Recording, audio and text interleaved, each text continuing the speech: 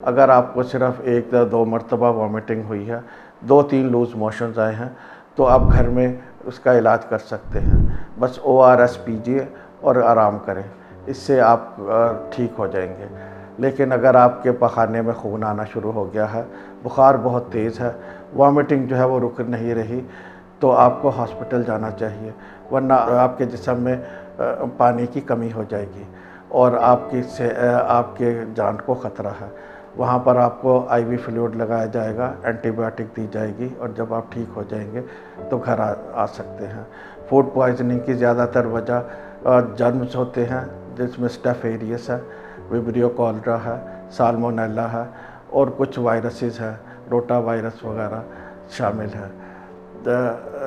Food poisoning से बचने का एक ही तरीका है, वो ये है कि घर का बना हुआ साफ़ सुथरा खाना खाया जाए और बाहर के खानों से परहेज़ की जाए।